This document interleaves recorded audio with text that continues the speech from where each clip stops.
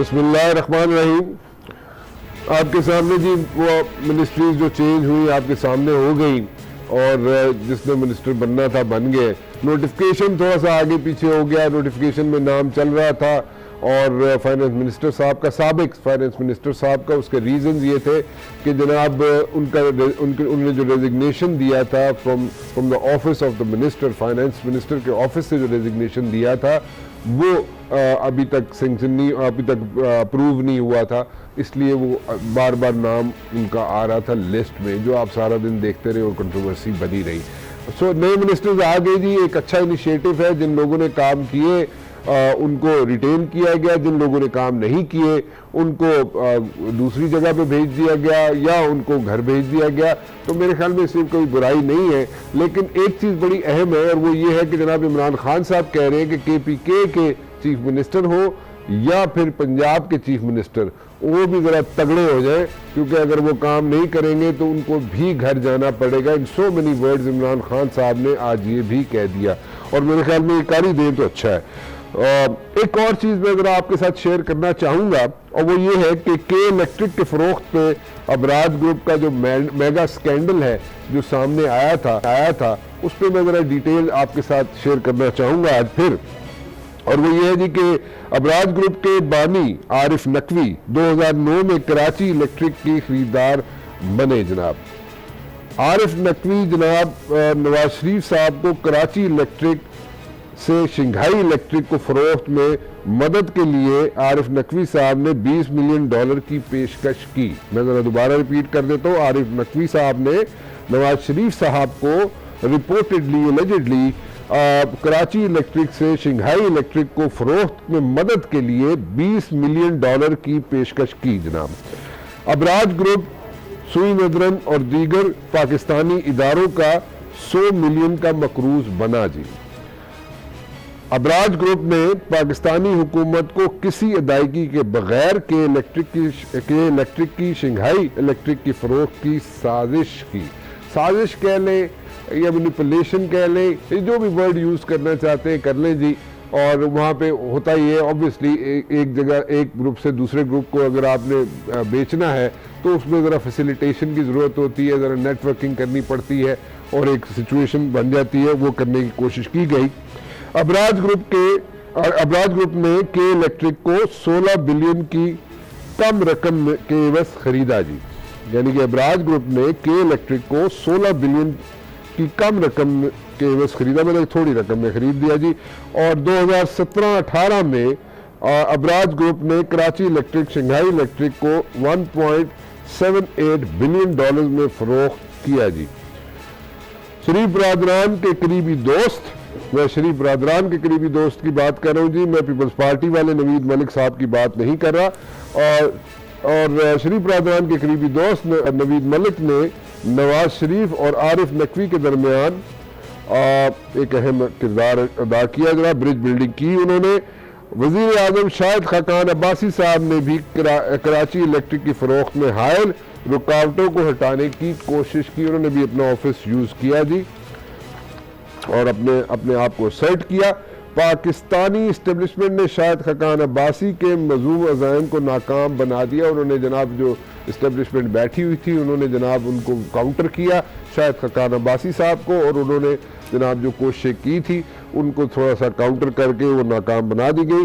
के इलेक्ट्रिक के फ़रोख्त से हुकूमत पाकिस्तान को नाकाबिल तलाफ़ी नुकसान पहुँचा। जी ये डिटरमिन करना होगा कि कितना नुकसान पहुंचा, क्योंकि इसकी सारी चीज़ें सामने रखनी पड़ेंगी, किस पे कितनी सेल हुई, कितने आउटस्टैंडिंग्स थे, किस तरीके से डील हुई, वो सारी चीज़ें सामने रख के फिर बात करनी पड़ेगी। कि इलेक्ट्रिक के फ़रोग़ से कारोबारी तबका और आम सार्फिन पर बिजली के इजाफी अखराजात से मनफी असरात पड़े। जी आरिफ नकवी पर 2017 में आलमी बैंक के फंड्स के गलत इस्तेमाल का इल्ज़ाम है। जी और आरिफ नकवी पर पाकिस्तान,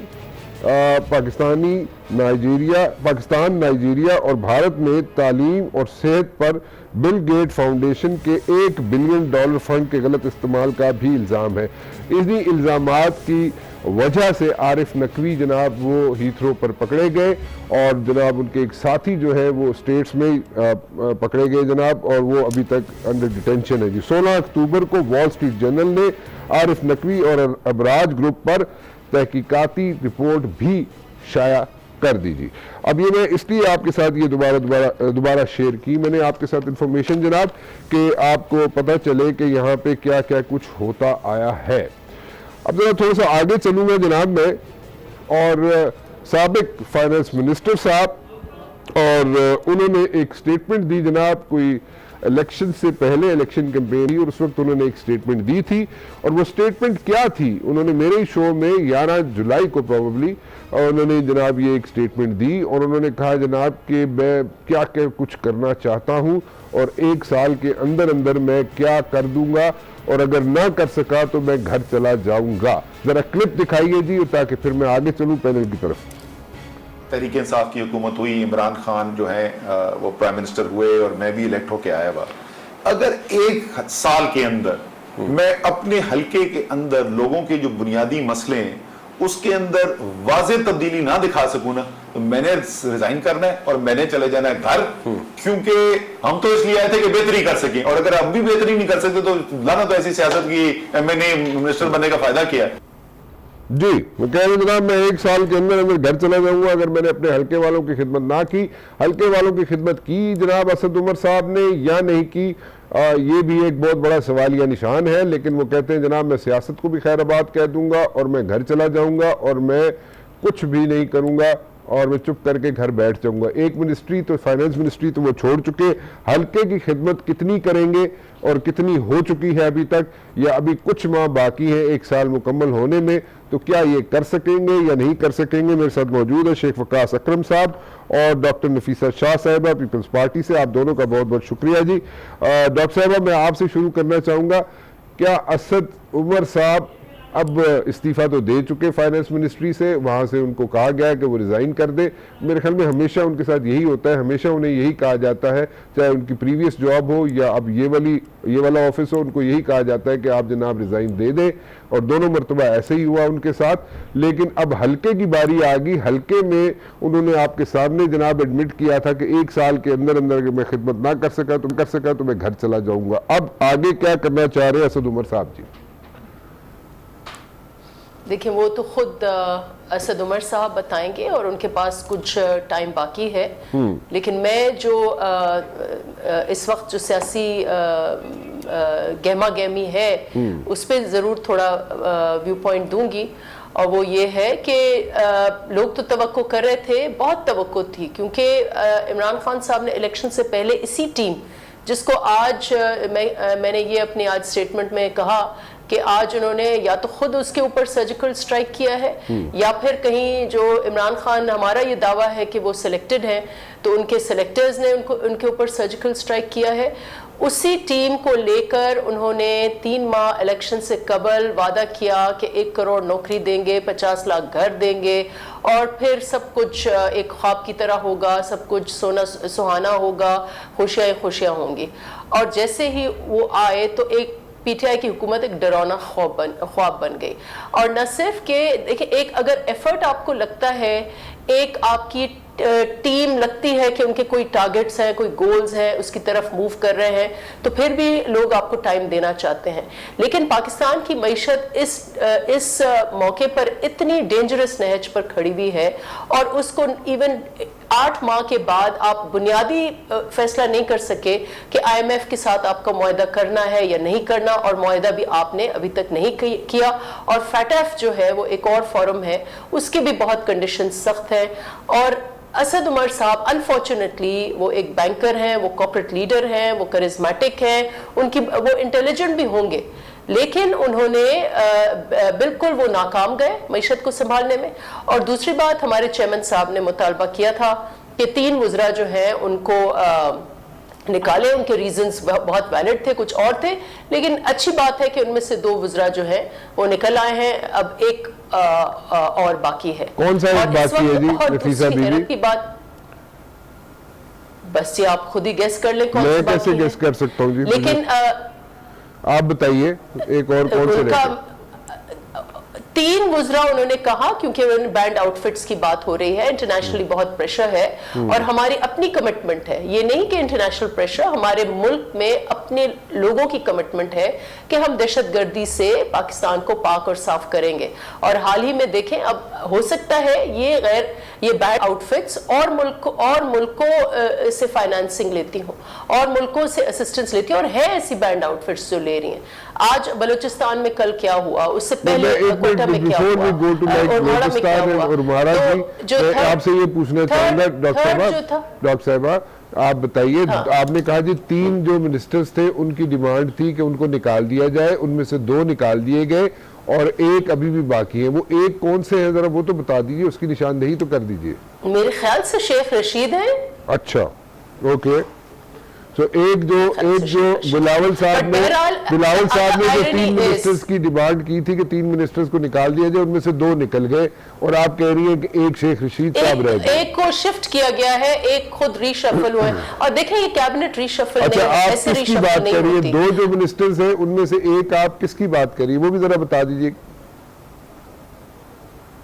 एक शायद असद उमर है, दूसरे अच्छा। शहरयार आफरीदी हैं, उनको कहीं किसी और मिनिस्ट्री में जी, ठीक है। वो चले गए। तो असद उमर और शहरयार आफरीदी के बारे में बिलावल भुट्टो जरदारी साहब ने कहा था कि इनको जनाब निकाला जाए कैबिनेट से। एक तो किसी और मिनिस्ट्री में चले गए शहरयार आफरीदी, असद उमर साहब नहीं रहे कैबिनेट के अंदर, और आप कह रही हैं कि एक और मिनिस्टर को निकाला जाए, शेख रशीद, जिसके लिए भी हमने कहा था कि वो भी उनकी तैनाती पे हमें बहुत, एजाज शाह साहब, उनकी तैनाती पे हमें शदीद तहफ़्फ़ुज़ है। अच्छा। क्योंकि शहीद बीबी ने उनको नॉमिनेट किया था अपने स्टेटमेंट में कि मुझे इनसे खतरा है। अच्छा, तो ये बहुत तशवीशनाक है और उसको हमने रिटरेट किया। लेकिन मजे की बात ये है कि 3 जी आप बोलिए। हाँ, मैं ये कंप्लीट कर लूं एंड देन यू कैन। जी। देखिए, इनमें से जो मेन 3 मिनिस्टर्स हैं वो पिछली जरदारी साहब ने जो एक टीम बनाई थी उसका वो हिस्सा थे। तो ये थ्रू आउट ये कहते थे कि जी पीपल्स पार्टी ने, और फाइनेंस मिनिस्टर बिलखुसूस, पीपल्स पार्टी ने उन 5 सालों में 6 अरब रुपए से कर्जा बढ़ाकर 14,000 अरब रुपए तक ये इमरान खान का नैरेटिव तसलसल से बात कर करके हमारे जहनों पे ये जहन नशीन जी इतना सारा कर्जा लिया। ये और बात है कि इन्होंने तारीख का तेज तरीन कर्जा इन 7 माह में ले लिया है, ये और बात है।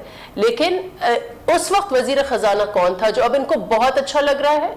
वो वजीर खजाना कौन था? जरदारी साहब अच्छे नहीं लग रहे, लेकिन उनके वजीर खजाना बहुत अच्छा लग रहा है। लेकिन अब ये टीवी पर जब आए और ये कहें कि पीपल्स पार्टी ने इतने कर्जे लिए थे, मुल्क का दिवालिया निकाल दिया था, उसकी वजह से हमने ये इनहेरिट किया है, तो आप जरूर उनसे ये सवाल पूछें कि उस वक्त वजीर खजाना कौन थे और अब वजीर खजाना कौन। Let me have a neutral opinion on this one. Sheikh Waqas Akram साहब से पूछते हैं। शेख वकास अकरम साहब, बड़ी अच्छी बात है नफीसा बीबी की कि आसिफ जरदारी साहब तो उनकी शक्ल अच्छी नहीं लगती, उनका मेरे ख्याल में नाक बहता है शायद, लेकिन इसलिए वो अच्छे नहीं लगते। लेकिन उनके फाइनेंस मिनिस्टर उनके दौर में जो थे वो अच्छे लगते हैं जनाब। उनके फाइनेंस मिनिस्टर उनके दौर में, ये क्या बात है? फॉरेन मिनिस्टर भी, इंफॉर्मेशन मिनिस्टर और इंफॉर्मेशन मिनिस्टर। जी शेख साहब। देखें राना साहब, मैंने नफीसा शाह साहबा की गुफ्तगू सुनी, बड़ा एहतराम है इनका, बड़ी अच्छी गुफ्तगू की है इन्होंने। पहले तो मैं ये आपके सवाल का जवाब देता चलूं कि हफीज शेख उनको क्यों अच्छे लगते हैं। हाँ जी। राणा साहब, जो भी कोई एक्सपर्ट टेक्नोक्रेट्स होते हैं ना, वो हर हुकूमत को अच्छे लगते हैं। अच्छा। चाहे वो सरकारी मुलाजिम हों, पिछली हुकूमतों के क्रोनीज हों, मगर वो स्मार्ट हों, एक्सपर्ट्स हों, तो वो अगली हुकूमतों की मजबूरी मान जाते हैं। हफीज शेख कोई सियासी आदमी है नहीं, कोई उसका हल्का नहीं, इलेक्शन नहीं। अच्छा। उनको हर हुकूमत मौका जो देती है वो इस बुनियाद पे देती है कि वो अपनी ही फील्ड में एक एक्सपर्ट हैं और जिसकी बुनियाद पे उनको फिर हमेशा लाया जाता है। हफीज शेख साहब को पीपल्स पार्टी ने भी उसी बुनियाद के ऊपर लिया था और हफीज शेख साहब पीपल्स पार्टी की गवर्नमेंट के अंदर ये सर्विस देने से पहले जनरल मुशर्रफ के दौर में भी मुख्तलिफ टाइम पे गवर्नमेंट ऑफ पाकिस्तान को कंसल्टेशन भी देते रहे और मशावरत भी करते रहे। ठीक है। वो एक काबिल आदमी है, अगर तो वो काबिल आदमी हर हुकूमत की जरूरत होता है, तो मैं ये समझता हूँ कि वो तो एक अच्छा कदम है। Hafeez Sheikh is an able man. अच्छा। और अगर पाकिस्तान को ऐसे आदमी की जरूरत है और वो पाकिस्तान को वक्त देता है, तो मैं समझता हूँ ये doing service to the nation, इसको पोलिटिसाइज करने की नहीं है। देखिए मेरे पास ठीक है, मुझे अपनी तकरीर याद है when I was in opposition before we joined as a coalition of Peoples Party. जी मुझे याद है कि पहले 8-10 महीनों में जरदारी साहब का मुझे बहुत एहतराम है और उनकी पार्टी का।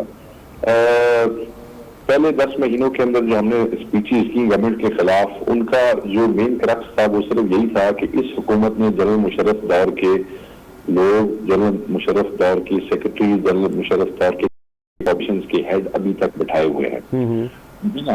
अब मोहतरमा बेनजीर भुट्टो लेके आई थी शहीद मोहतरमा वकार अजीम को, जो आपके फाइनेंस के अंदर थे। फिर वो शौकत अजीज के भी डॉक्टर वकार जिनको हम कहते हैं, वो शौकत अजीज के दौर में भी पूरे 5 साल सेक्रेटरी रहे और उन्होंने इस बात को माइंड नहीं किया कि उनकी भर्ती he was not a CSP officer, कि उनकी भर्ती ही मोहतरमा ने की थी, एक फेवर की थी, मगर वो क्योंकि एक अच्छे काबिल और समझदार आदमी थे तो जनरल मुशर्रफ भी उनके बगैर काम नहीं कर सके।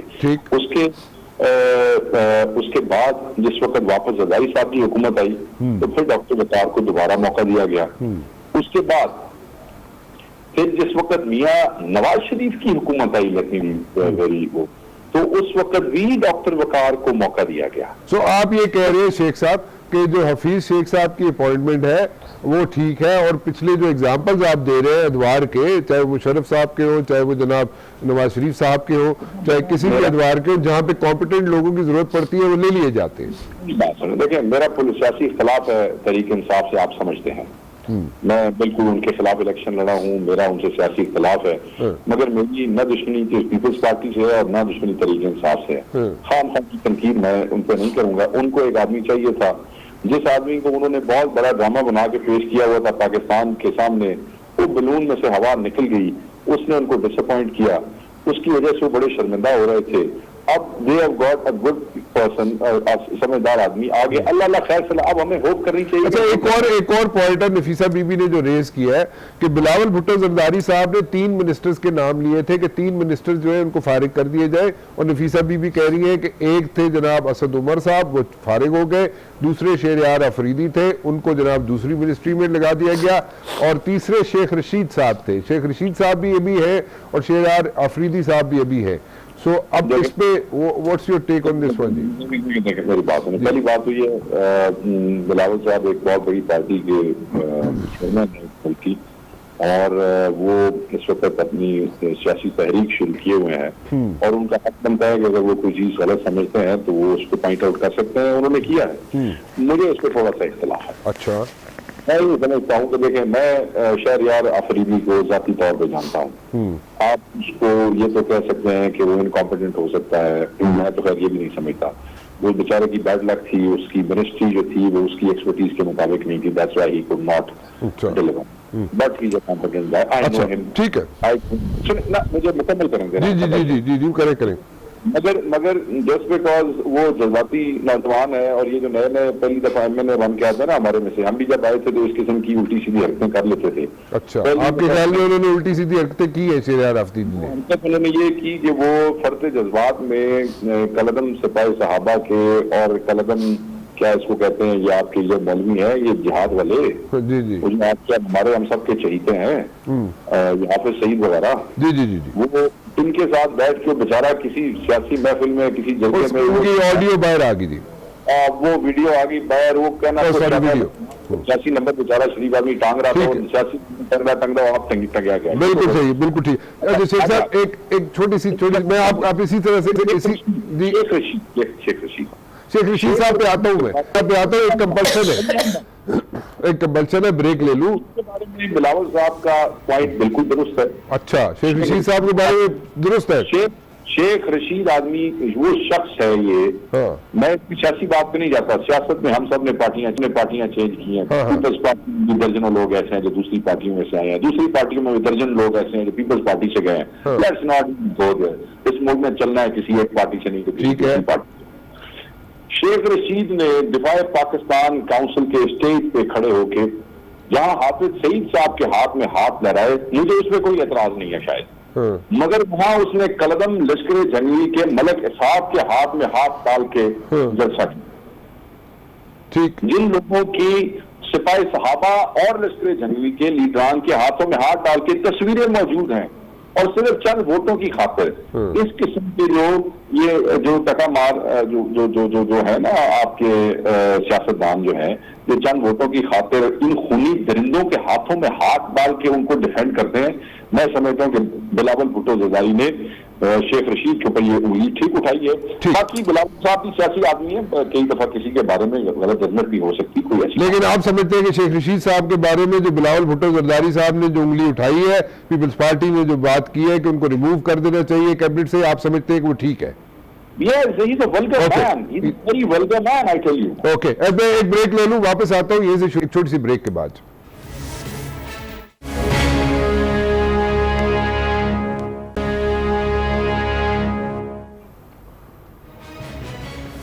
जी नफीसा बीबी, देखें शेख वकास अकरम साहब भी इस चीज़ पर मुतफिक हो गए जनाब। वो कहते हैं शेख रशीद साहब जो है उनको फारिग करना चाहिए था, उनको फारिग नहीं किया, लेकिन वो अपनी मिनिस्ट्री में तो सही काम कर रहे हैं। लेकिन बिलावल भुट्टो जरदारी साहब की जो डिमांड है उसमें से मेरे ख्याल में आपकी 3 जो मिनिस्टर निकालने के बारे में बिलावल साहब कह रहे थे, उसमें से एक तो चले गए, तो 2 के बारे में अब क्या करेंगे आप? उस पर उन्हीं के साथ we have to live with them और व्हाट?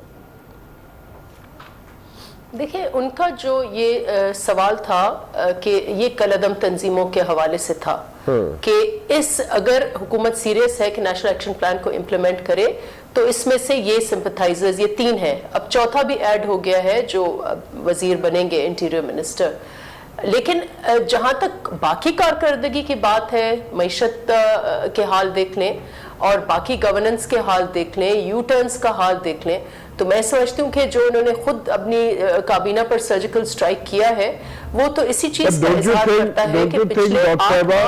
डॉक्टर साहबा, डोंट यू थिंक कि एक उन्होंने अच्छा स्टेप लिया है इमरान खान साहब ने कि कुछ मिनिस्टर्स अगर काम नहीं कर रहे थे तो उनको उन्होंने निकाल बाहर किया, जो कर थे उनको दूसरी जगह पे कर दिया, रीशफल कर दिया।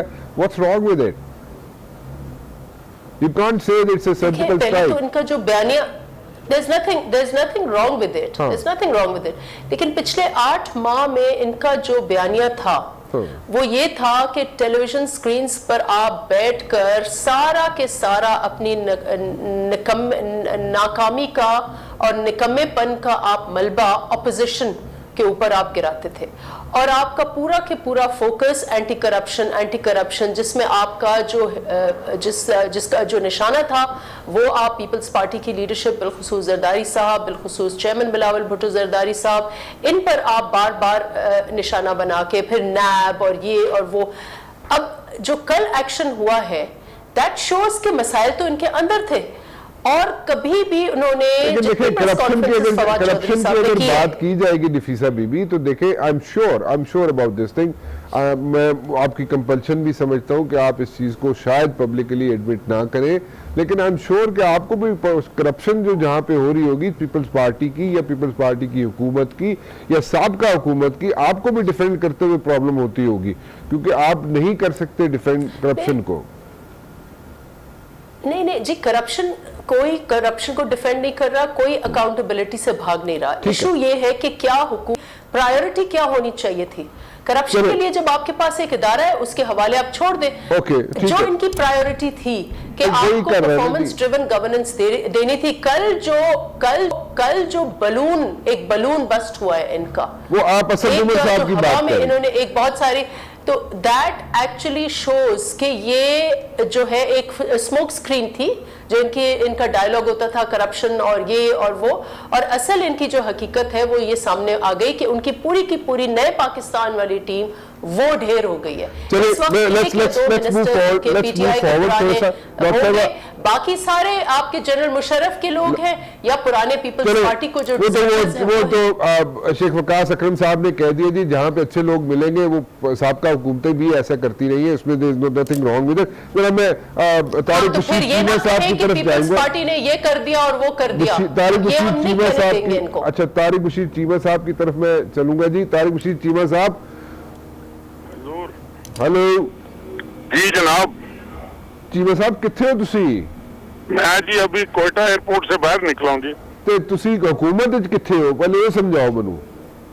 मैं जी कोई पता नहीं जी, मैं हुकूमत में क्या मतलब किधर हूँ। मतलब तुसी मिनिस्ट्री दे विच है वो कि नहीं हो?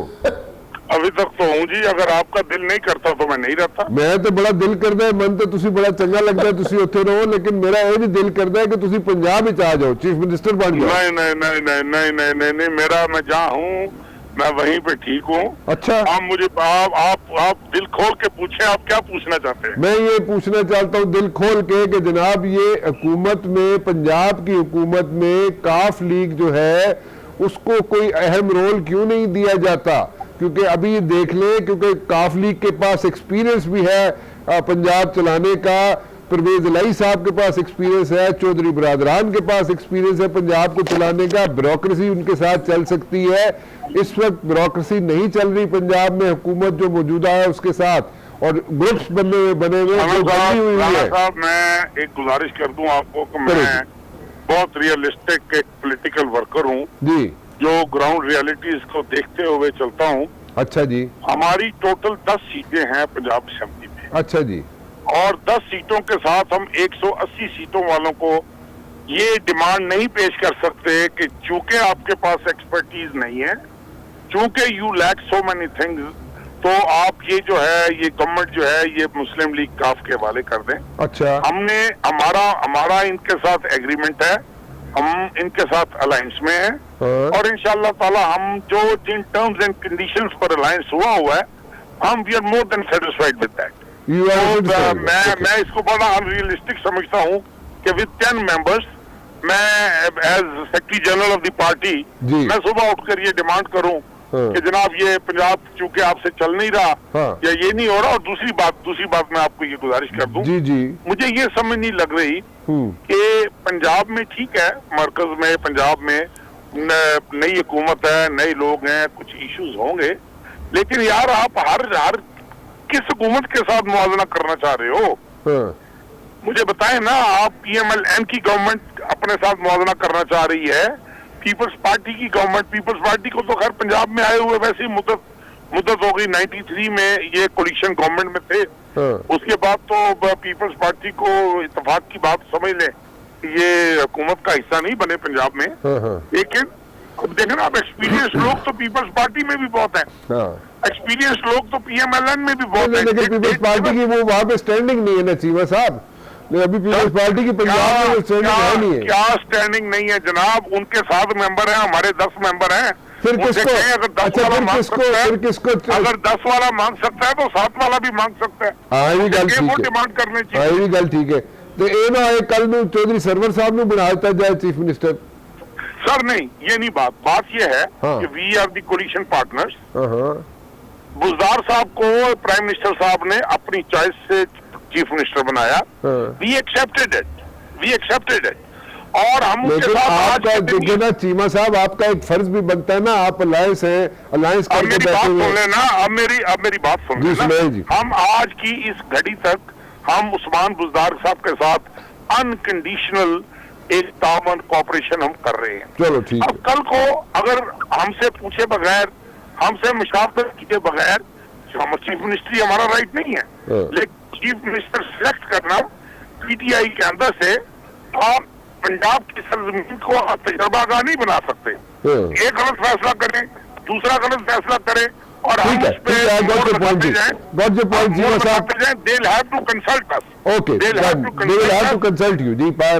जिसनु मर्जी बनावन। ठीक है, बस ठीक है, समझ गया मैं गल।